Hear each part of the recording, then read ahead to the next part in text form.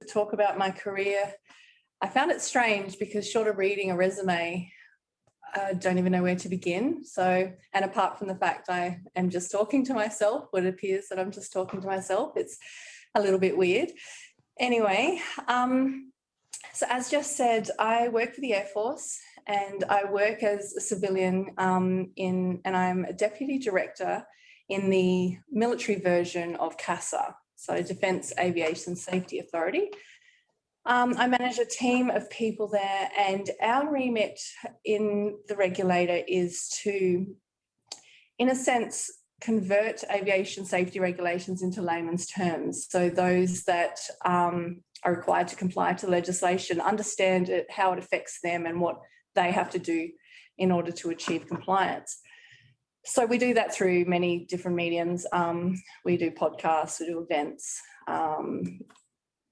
and posters, etc. I've been with Defence for, I don't know, it feels maybe about 2 years, probably just short of.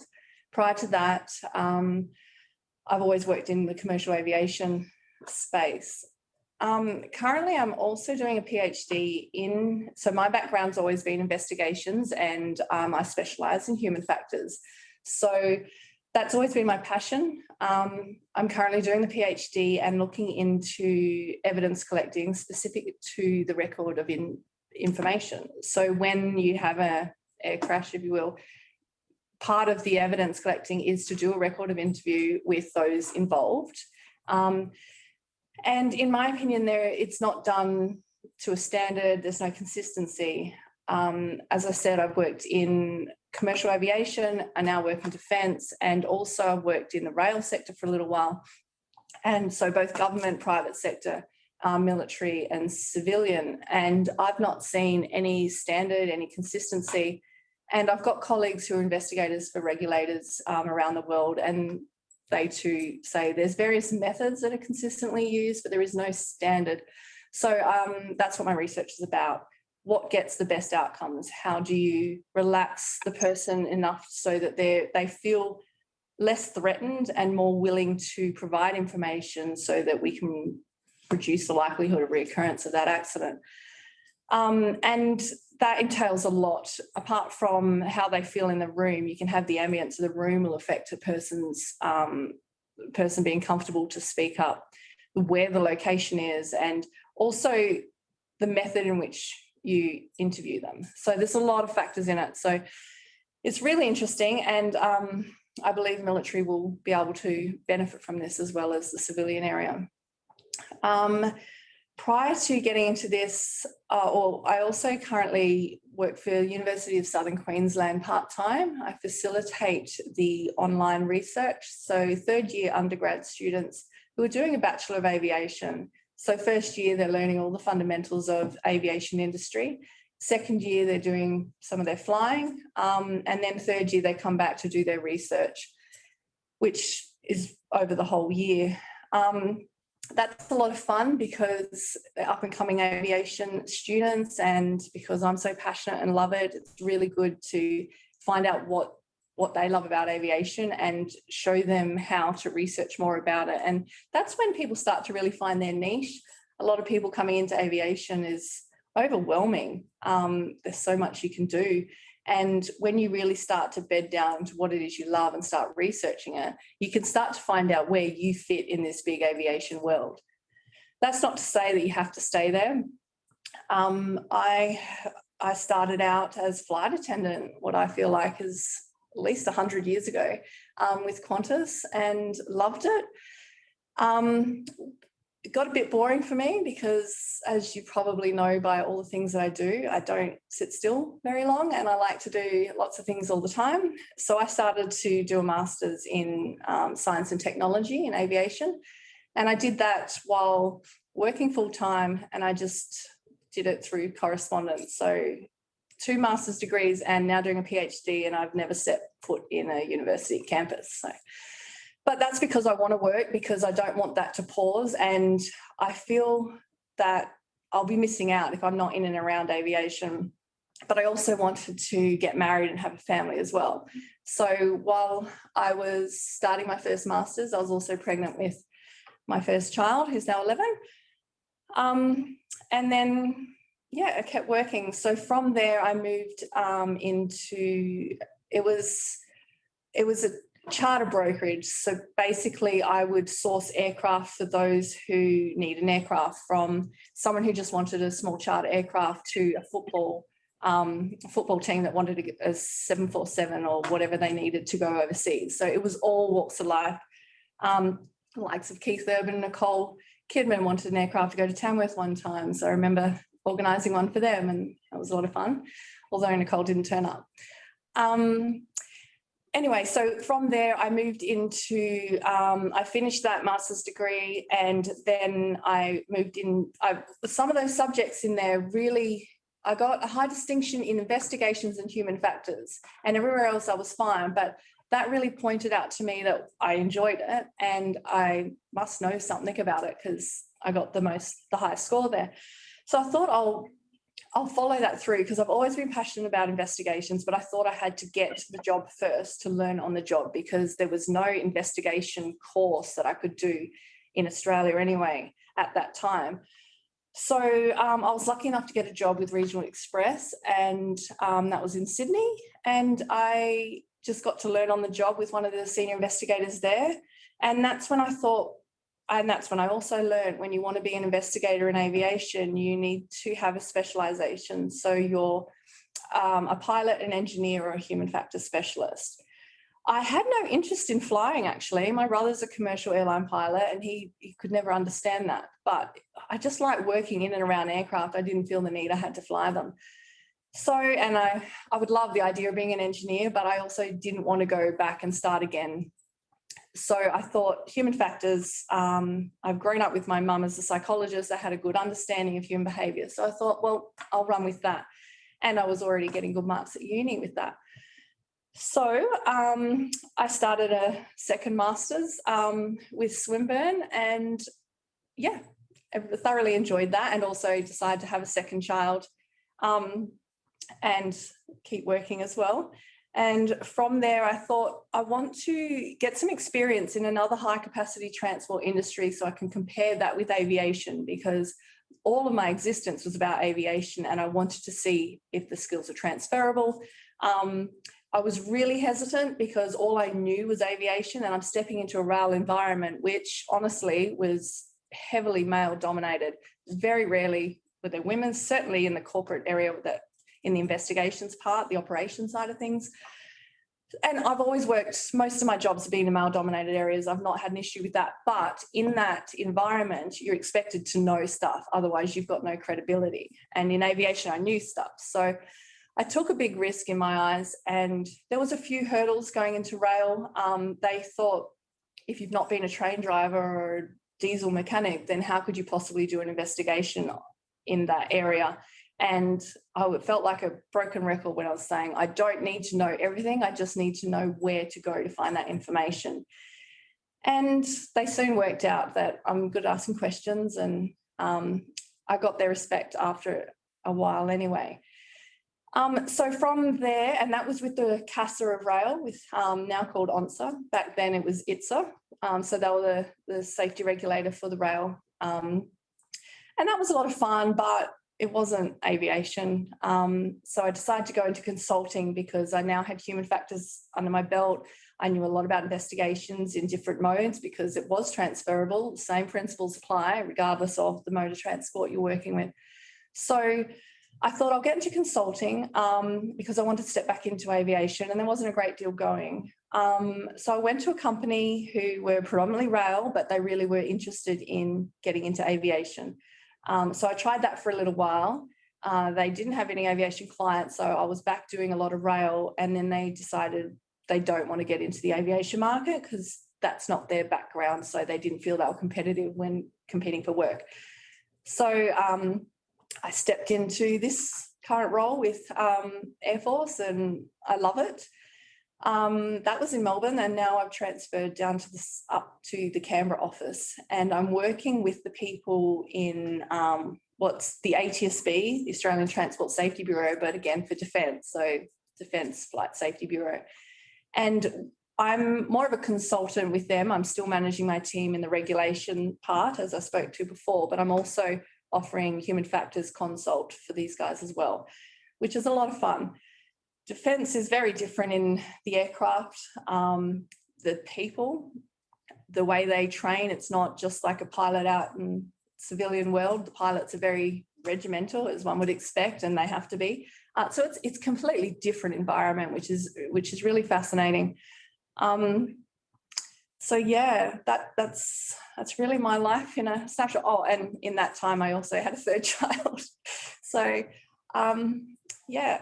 Oh, and then decided to write a book. It's a children's book, and I really wanted to inspire. I initially just wanted to inspire little girls, because I've had a lot of women that work with me, for me, or I've even reported to, and they've said that they felt that they had to pause their career to have a family.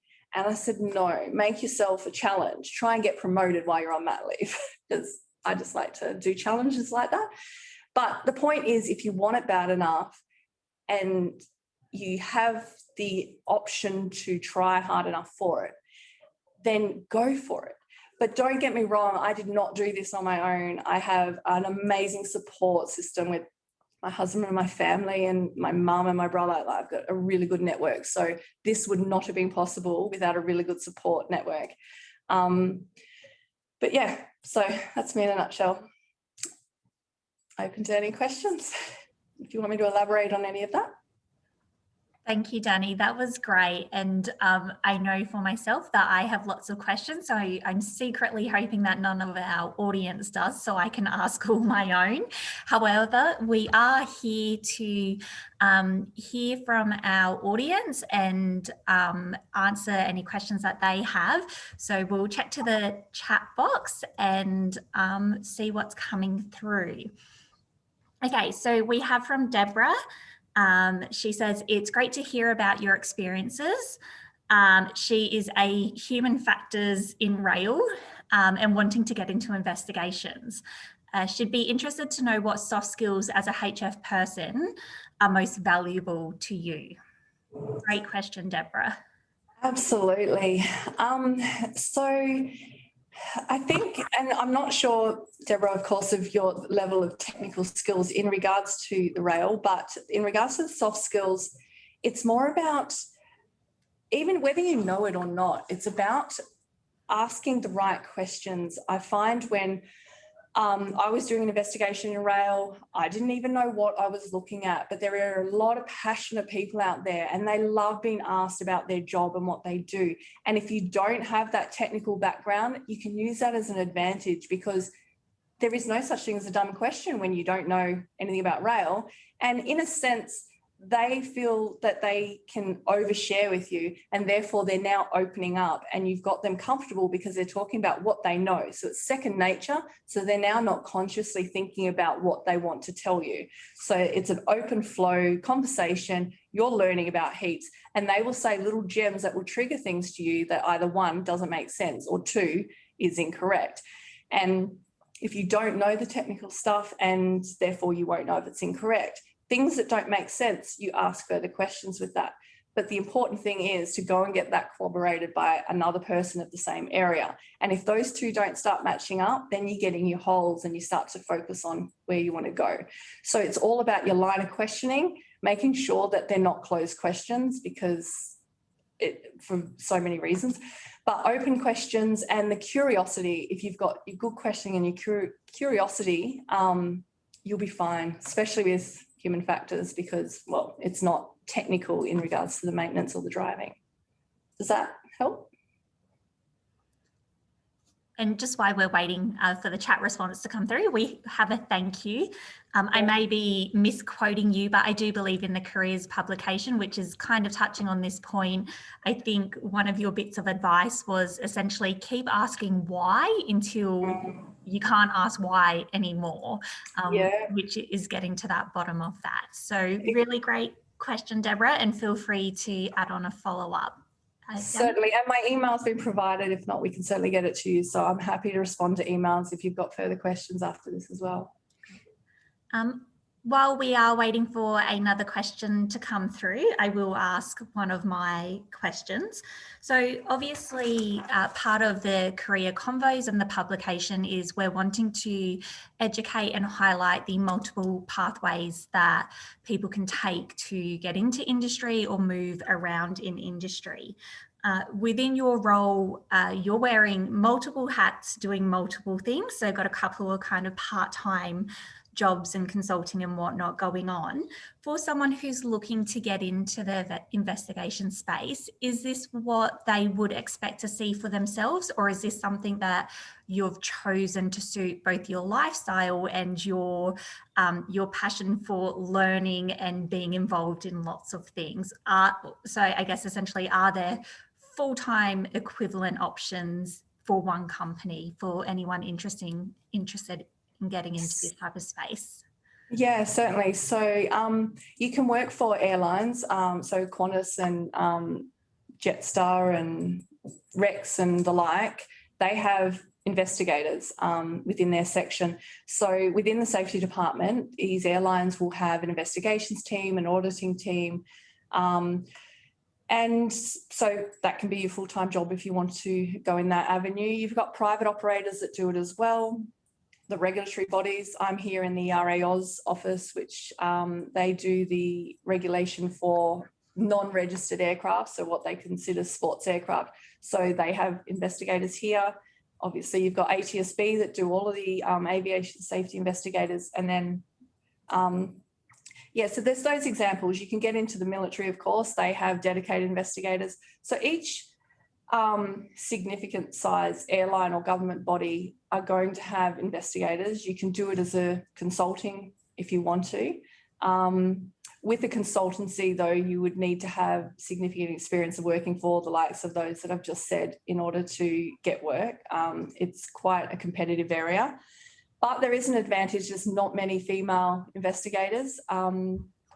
I have started flying as well, so I wanted to make that next step advantage for myself, female human factors investigator and a pilot. So that's kind of two hats in one. So when I'd go and do an investigation now, I understand from the pilot's point of view, which I was saying before, I had no interest in being a pilot. But then last year or year before COVID, I decided, well, in order to understand how best the pilots, what they're going through in a time of an emergency, I need to be one in order to really understand that through their checklist process, etc. So I decided to be a pilot in my spare time. So I feel that the more you can just be an investigator full time for a company if that's what you want. But if you thoroughly love it like I do and you want to grow, you can do that as well. You can consult on the side. You can, with the universities, I do the research with USQ. I forgot to mention, I also do that for Swinburne and have recently been approached by UNSW.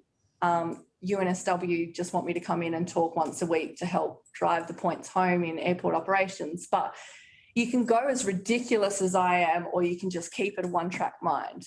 But all I say is don't do one thing and limit yourself, because something like COVID can happen and then they are going to replace you with the person who is a pilot and a human factors or has other bows to their string. So just always just keep adding if you can.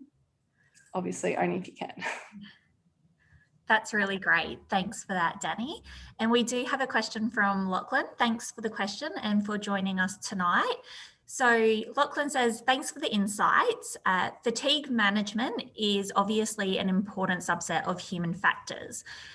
Can you elaborate on if/how fatigue management is being considered these days in the rail sector investigations, or any other fatigue management matters you have had in your human factors experiences or investigations? Okay, it's a bit hard. Fatigue, as you no doubt know, is really hard to measure, if even possible at all. It really comes down to a self-assessment, and that is also quite vague, because right now, having started at 6 and doing everything that I do with 3 children, I feel tired, whereas someone else who has done half of that, who got a poor sleep, will feel tired as well. So who's more tired? Can I still go and operate an aircraft, or can they? It's really, really subjective, I suppose. So it's very hard to measure, and there's a lot of technologies that's coming out at the moment. In the human factors research world, they're really looking at the eye tracking, and the amount of times you blink is representing of you're getting more and more tired. But that also doesn't mean you're fatigued. There is a definition between being tired and fatigued. So it's a really hard area to work with. It's just more about education, unfortunately, at this point, getting people to take the responsibility and do self-assessment. In regards to rail, I've been removed for a little while, and I worked for the regulator where everything I just said applied. And then I went into Metro Trains for a short stint to set up their investigation side of it. And at that point in time, fatigue, it was a little bit vague as well. It was just driver self-assessment. There is that fatigue risk rating score, but grain of salt with that one, in my opinion. So would you say that aviation is kind of at the forefront of considering fatigue management compared to other industries, whether it's rail or even our healthcare system or our emergency services? Do you think we are a little bit more ahead in the education space of that? Yeah, that's going to come down to a number of opinions. And I haven't gone and done any critical analysis of each of these different industries, so disclosure there. But in my opinion, at this point in time, aviation is somewhat of a leader in that area because of the risks that we carry. We've got a significant more risk, in my opinion, than what rail does. The maximum that can happen is a fully loaded train crashing into an area, and that area being densely populated, and however full that train is, that's the maximum effect. Whereas you can just imagine an A380 over I'll let your imagination run wild there. But the risk is higher, is my point. But then you've got the medical area, and they're advancing a lot quicker when it comes to the surgical area of medical. So it depends on what it is you're talking about in regards to the human factor side of things. Some areas we are doing more, some it's medical. Again, in my opinion, I don't think rail is leading in any area of this, but hey, things could have changed and I wouldn't be aware of it, but I don't know of any. Thanks for that, Danni. So we have a question from Emma. Great to have you here tonight. Emma says, thanks for sharing your story, Danni. She's not sure where or when you get time to sleep, rather, and a couple of exclamation marks there just to reinforce. I think we're all wondering the same thing. So Emma works in leadership development and the team space, and was wondering how well do you think leadership and self-awareness is covered in the current aviation curriculum in Australia, which is a really great question. And I guess with the various curriculums, whether it's engineering, piloting, management, leadership, I think there's probably a few answers to that, but we'd love to hear your insights and thoughts on that. So I'm only involved in the flight attendant pilot leadership kind of research areas. So engineering, I'm not entirely sure to the extent they're at, but I imagine if we're already looking at the pilots and the flight attendants in the leadership within the cabin, that the engineering would be similar, if not far behind. So I don't know about the engineering. It comes down to the organisational culture. If the top management aren't singing the same tune and pushing through a good message, the bottom are not going to follow through, regardless of the middle people trying to educate as much as they can. So it really comes from a top-down approach. But leadership, it's all about effective teamwork. And in aviation, most of you probably know that we've got the CRM training, crew resource management training, and in that, with the flight attendants in their ground school training, they also have the pilots come in at a certain time in their ground school training, and they get the two groups together to do some communication and effective leadership kind of training. And they've got various different activities to do to drive that point home. So short of that, also leadership in the cabin is really important in an emergency. So they really practice that one a lot. And yeah, also in the flight deck leadership, there's been a number of incidents, and predominantly in Asia, there was I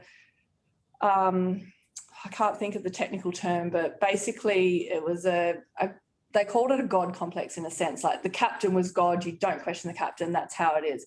So there was a number of accidents that happened to that, even though the first officer was saying, don't do this, we can't do this, or was thinking that, they still went ahead, and there was an accident after that because the captains made the wrong decision at the time for various reasons. So they've really brought that into, it doesn't matter what rank you are or what position you are, if you have a safety concern, you need to speak up and you won't be reprimanded on that. And they're really, really trying to fix that. In Australia, we're pretty good, but I have witnessed myself, as I said, I was a flight attendant 100 years ago, and we would get off in a port in Asia, and the pilot said, we fly the Airbus up the front here, so we sit up the back, and nobody was allowed to sit in their seats. And granted, that's an extreme example, but it was very much of a them and us sort of situation. But yeah, outside of that, I think that's pretty much it at the moment. So Emma's just given a follow-up one saying, yep, she was more interested in the pilot space. And then she has asked, how about at Swinburne or other universities, are leadership skills being taught there? Yeah, so within the universities, I know at USQ, they have that in the human factors section. I can't go into exact detail because I'm managing the research, but you can look online, they should cover it there. If not, you can phone and ask exactly. But they do cover sort of how to work effectively in a team, and it's a lot about the team environment. At Swinburne, it is only pilots. Granted, they have some management students as well, but it's not flight attendants. So they will be focusing on effective communication, leadership, working well together in the flight deck. So, yeah. Okay, great, thank you. And we have Deborah asking, Danny, do you have any good book recommendations that have helped you build up your human factors knowledge and skills? And if Danny's willing, we can certainly email these out afterwards. There is so many. I've got a ridiculous library, but what comes to mind, my favourite one is Sydney Decker, and he does a really good, I think it's field guides in there. It's a guidebook to investigations. If you Google basically those words, Sydney Decker and field guide and investigations, you'll come up with something. But he really, really talks about how human factors and investigations, and he really speaks in layman's terms and makes it really, really interesting. And every time I've got an up-and-coming investigator, I make them read that because I love it. It's really, really interesting, and it's got so much detail. There are a lot of great authors out there, and Jess suggested I'll write up a list and post it. There's some really good ones. I do feel like I'm always stitching you up for more work, Danny. Oh, when it comes to investigations, human factors, I can talk for days or tell anyone anything about it. Happy to help. So I'd just like to touch on, and you did mention this in your talkings, I guess, about the career transitioning and kind of going for it. So if we look at your history, as you said, you joined the aviation world as a flight attendant and did that for about 5 years. And then looking at your LinkedIn profile, you've moved on to the airport management, charter coordinator, safety investigator. So there's some pretty big transitions in there. And then along the lines throughout that period, before you did end up in the university space, we can also see a history of, I guess, smaller courses and certificates such as lead auditing, Cert 4 and workplace training and assessment. So I guess a little bit of a two-part question, which is it actually ever too late to career transition? You know, what can hold us back from doing that? And I guess what advice do you have for people who are maybe thinking of transitioning? And I guess the second part of that is, how did you find those smaller courses helped you within the transition / get to your end goal where you are now?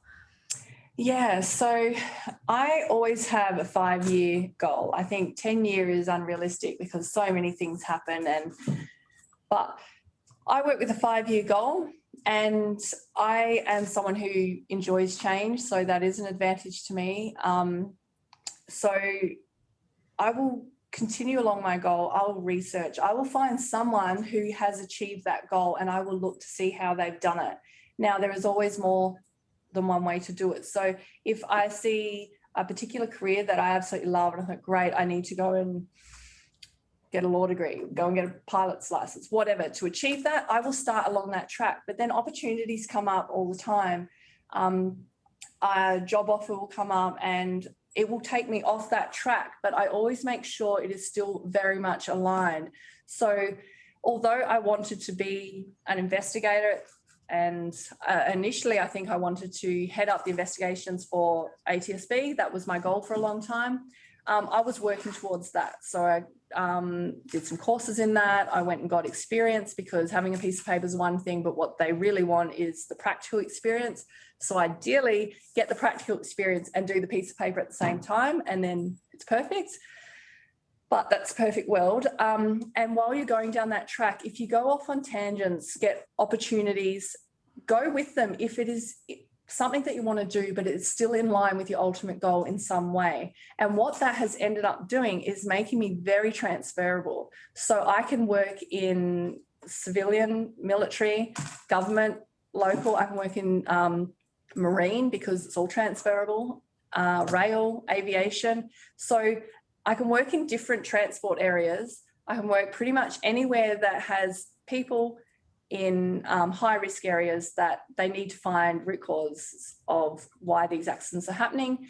And because of the human factors, I understand the human side of it. So pretty much I can work in anywhere that is safety related, risk related with humans. So that all just happens accidentally. It sounds all neat and tidy now, but all it was just a series of tangents coming off. I had no interest or even occurred to me to work in defence. And now it's one of the best things I've ever done, because it's fascinating and there's a lot of opportunities. And because I'm working in defence, I got the opportunity to branch out and do some work with the unis. And because I work for one uni and it's on LinkedIn, another university saw that, so reached out to me. And then the third university have done it.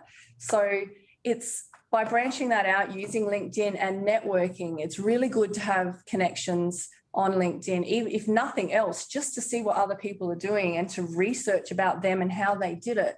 It will just give you inspiration on how to do your career. But never be afraid to change something up if you're smart about it, and you've got your safety net for financial reasons or family or whatever. You can start researching, start studying, and then put a toe in that water and try it. And if it doesn't work, you can go back to this one. But if you don't try anything new, you will always stay the same. I guarantee it. I absolutely love that. Just try it. We don't know if we're going to enjoy something or we're going to be passionate about it unless you start it, and you do have to take that step. Certainly. And I think what you're saying sums up what we quite often hear as well, which is a career in aviation is quite like an aerobatic display. So there's lots of loop-de-loops and all these things, and it's not quite a straight trajectory. Being open to those other options, but while also still working towards them. So when those options and doors do open, you have got some of that study and experience behind you to take the next step to learn. That's the beauty of when I did the Master's Science Technology in Aviation with UNSW at the time. That was actually doing a subject in each different section of aviation, from the engineering and the maintenance schedule to catering to flight operations. So I had to do assignments and research in every section of aviation. So that gave me a really good idea of I do not want to work in flight operations. I am not built to be an air traffic controller. So that told me these are the things I do not want to do. But there was avenues that I really were interested in. And that also helped guide my career that way. Yeah, that's brilliant. And so right, sometimes it's just simply ruling something out, which is really great. So we do have approximately 20 minutes. So please keep any more questions coming through, and I'll ask another question while we are waiting. So you mentioned you always had an interest in investigations.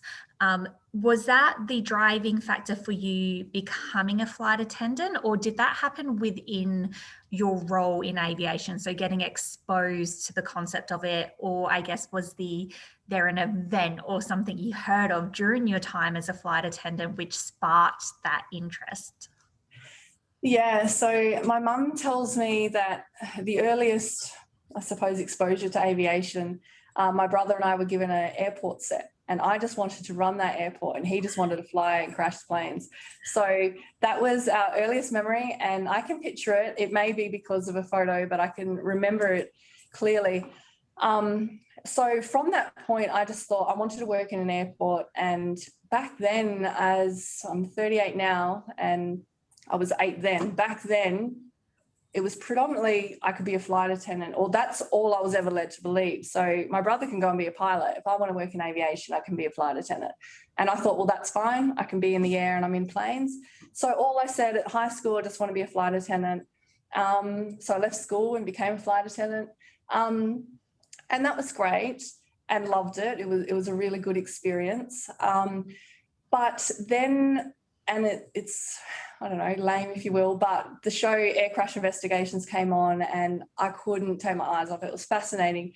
And while I was a flight attendant, I would spend my time hanging out with the pilots and in the flight deck. They would teach me how to fly an Airbus. And I was honestly thinking, okay, if you guys pass out, I can do this. All I need to do is learn how to talk to the control tower and just remember the basics. So I was convinced I could fly it. And that really showed me that I'm not interested in just serving and working with people.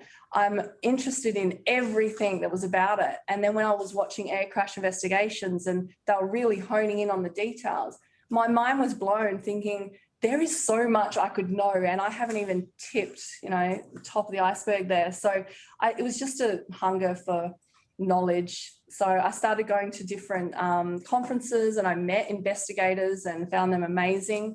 And then, as I said, I started doing some studies and did really well in the investigations section, and that was the rest is history.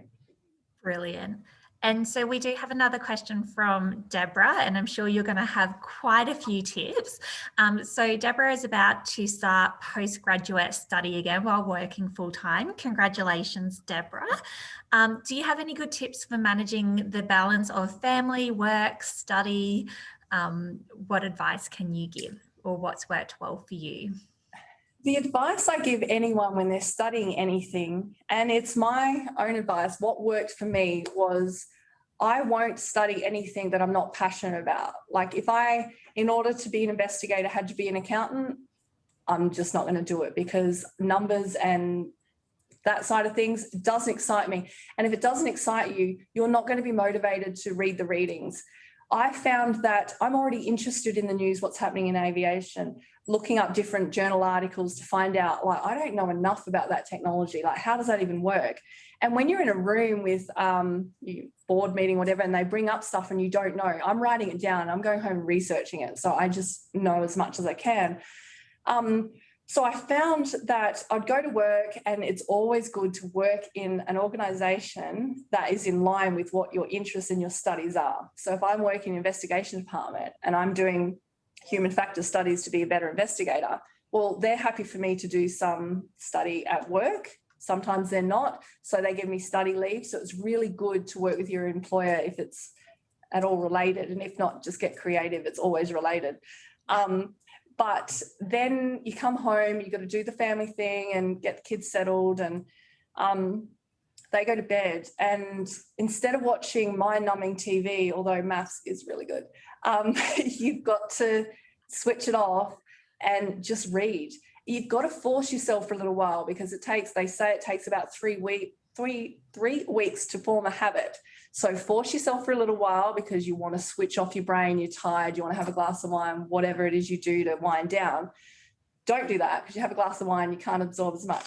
But just force yourself to try something different for a little while, and you will get the thirst, because you will know so much more. And then when you go to write your paper, it just comes out second knowledge, because you've just read it all. If you get opportunities like in Melbourne, I had to travel for an hour and a half each way on the train. Don't watch a movie, read your readings, and you'll be fine. You'll find how ahead you are. And they're the tips I used anyway. As an absolute movie and TV lover, I'm not sure I approve with these tips. I am too. Yeah. And for anyone who is unaware, Danni, with referring to maths, was referring to Married at First Sight. Sorry. Yeah, it's tragic. It's like a car crash. I can't turn away. Look, we have to have something where we can unwind and switch off. And you did mention earlier on in your talk as well that your support network from your family, husband, brother, mum, all of that network helped and contributed as well. So yeah, you'll have to take times like on a weekend, you'll have to say, look, I need to go to a library for the weekend to smash out this assignment. But the trick with assignments, and we're getting off topic now and giving you more advice about assignment writing, but there's 2 things I always say to make it really, really easy for you. One, go and get the rubric, because I can guarantee you, your lecturer, when they get your paper and they get the rubric, they are just ticking and flicking. Did they meet that? Did they meet that? If any of it's a no, then you've got to resubmit or do more work. If they tick everything there, everything else you did is extra points. And if that's what you want, that's great. But if you need to just get your credit or whatever, go against the rubric and you can't fail that. The second tip is, when you get your assignment question, read the question, think about what it's going to be, and then do your readings. A lot of people do all the readings, read the assignment, and then have to go back and read. Read the assignment question, and while you're doing your readings, think, oh, that relates. Write your subheadings and populate as you find it. You don't have to do it in a sequential order. If you find something down the bottom, you populate that, and you'll find if you're chipping away at it, you'll only need 1 weekend to flesh it out, proofread it, and you're done. It works. That is definitely a study assignment tip I can relate to and accept. It's very much how I approach it as well. And I do love the advice. You know, there will be people out there who will want that HD, and that's great. But if balancing your life, having your cake, your icing and the cherry means a credit, then that's great too. You're still going to get the degree at the end of the day. So we do have another question from Taryn. So thank you for joining us tonight, Taryn. So she says, hi, Danni, are you involved in the postgrad Human Factors Masters program at Swinburne? She's recently switched from her Aviation HF Masters program at USQ and has now joined Swinburne. Swinburne, yes. Yes, Swinburne. No, I'm not a part of that. With Swinburne, I'm just working, and I've just started this semester. So I'm facilitating the research for undergrads as well. And I think they're 3rd year again. So it's all undergrads at the moment. But I'm happy to get on board with that. I'm pretty sure I've got at least another hour up there somewhere. But I find like it sounds a lot that when I say that I work with these unis, and for me, I can only do it because all the information's already in my head. With these unis, I don't have to write paper, I don't have to research, I don't have to do anything. I just have to be there to give advice and answer questions to students. So I can do that in my sleep. So it sounds like a lot, but really the contact hours isn't a great deal. And as you can tell, I'm happy to talk about it forever. But I will have a look at that, the postgrad human factors, especially if I can help out in any way. Great. Yes, please do send any questions through Taryn to the email that you received the invite link to, and I'll definitely be happy to pass them on to Danni for you. So Danni, in telling us about your experience as a flight attendant and saying that you were being taught how to fly an A380 to some degree and feeling quite confident you could take over if they pass out, how did that confidence follow you when you did actually start to learn to fly? Was it a little bit of a, still, I've got this, or were you like, maybe I couldn't have flown that A380? Still convinced I could have done it. Anyway, whatever I could have done is still going to be better than what the two passed out people can do. So 100%. But when I started flying, the first time I got in the plane was a bit daunting because we had an engine failure. So that was fun. But I still got back in there. I thought, well, he handled it very well. And now I know what to do in that situation. And then it was the third time and we had a near miss where another student pilot was extremely close to us. So, but still got back in. I thought, oh, well, I'll just announce my arrival a lot more loudly next time so people know I'm around. But I think it was a huge mind shift. And I consciously remember that happening before I went solo. And in the lead up to solo, they're always telling you, right, you're going to be fine, you'll be doing this. And until you actually believe it. And so I just remember freaking out saying, I hope he doesn't tell me I'm going solo today. I don't want to go solo today. And you get pits in your stomach and you're flying predominantly solo. They're just sitting there. But the minute they step out, you're just like, well, as soon as I take off, that's it. It's all on me. And I was not mentally prepared for that. And then after a few landings, and I just got to a point where just relax. If you just monitor your speed and your altitude and your approach, just sit still and stop touching the aircraft, honestly. That was my problem. I think I was trying to manipulate it because, oh, what if the wind comes? I've got to manipulate it all the time. Set it and sit there and monitor it. And when I got the confidence to just hands off and sit there, and then I said to my brother, what I really want is like when I'm driving a car, I don't have to think about it. I am one with the car. I just move with it. I want to be like that with the aircraft. And he said, you will get to that point, but it'll just happen. And it was on that day where I remembered I just went with the aircraft. And when we had at this airfield, we have a lot of crosswinds and a crosswind was coming in. So we're crabbing in and I just changed it with that to get back to the slope that I needed to approach on.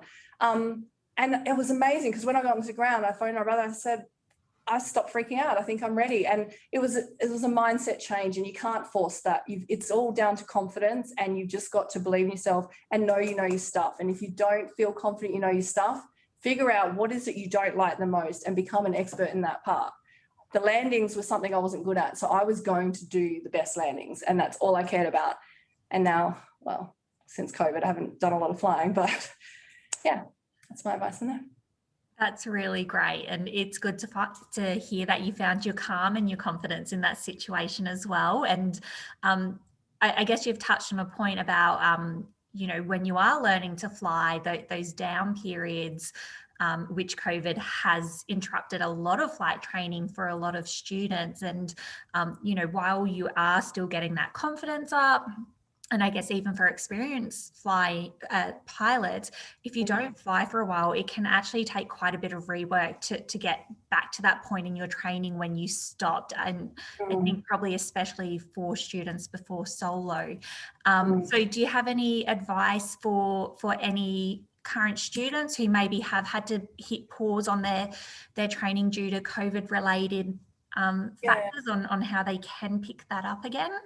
My instructor said to me, it's like riding a bike. And I said, yeah, well, you've been doing it for a long time. So I get why he thinks that. And I just thought there's no universe where it's like riding a bike. So I dismissed that. Anyway, I hadn't flown for, it felt like forever, I don't know, 6 months or something. And he had to come back into the aircraft with me because it'd been a long time.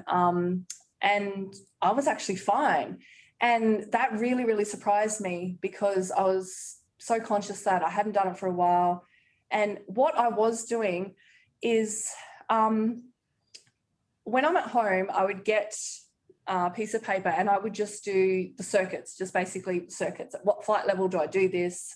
What speed am I? And you just write it out so that it is in your mind as well. And when you're writing something out, it transfers to a different section in your brain, and you can even speak it as well. And that really just instills it.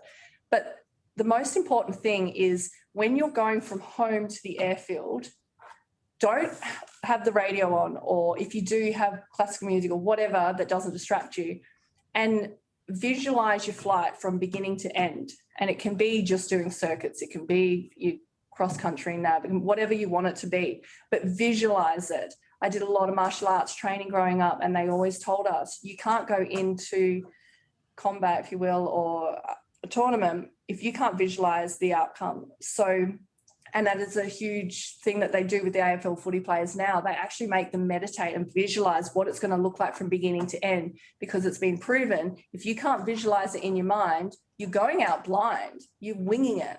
So when you get in the car and you're driving to the airfield, focus on every step. When you get there and you put down your bag, you put your headset on, or every single step, visualize all the checks you're doing in the aircraft, take off, throw in some things like, we've got a crosswind today, what am I going to do to change it up? And the more you visually prepare for that, it's going to be second nature for you when you get there. It actually becomes muscle memory, promise you. You have given so much great advice tonight, Danni, on so many various topics, and it's really great to hear you're embracing your new pilot's license and your training, and already being able to pass on some lessons learned in that space. And I think it's also a credit. I love that you've said, you know, you hadn't flown for a while, so you had your instructor sit in. I'm not sure if you needed you have to do that, yeah, depending on the type of training, but you know, that is also a really good message. You know, it's better to have someone there and be okay than not, and yeah. you take the risk. If you're not feeling 100% confident, just ask someone else to be there with you, and you know, that's really great. So look, that pretty much brings us time for this evening. So I want to thank you so much for your time in both contributing to the publication and also your time this evening in talking to us all a little bit more about your journey, and being willing and open to answering all of the amazing questions that have come through tonight. And I want to thank everyone who's joined us tonight as well for your questions and for your time this evening in coming here to hear Danni. And of course, if there's any questions, please send them through to the email that you received your link to, and I'll be sure to pass them on to Danni and have her respond at a time convenient between her many hats. I'll chase her up in a couple of weeks. I'll give her a bit of lead time. And we are going to be holding many more of these career convos with more of the women who were featured in the publication. So if there's any feedback on tonight, or any topics or people within the publication that you specifically want to hear from, please definitely send that through, and we'll see if we can make that happen. So again, thank you, Danni. Thank you, everyone. And hopefully we see you at the next one. Have a good evening. Bye, everyone. Thank you.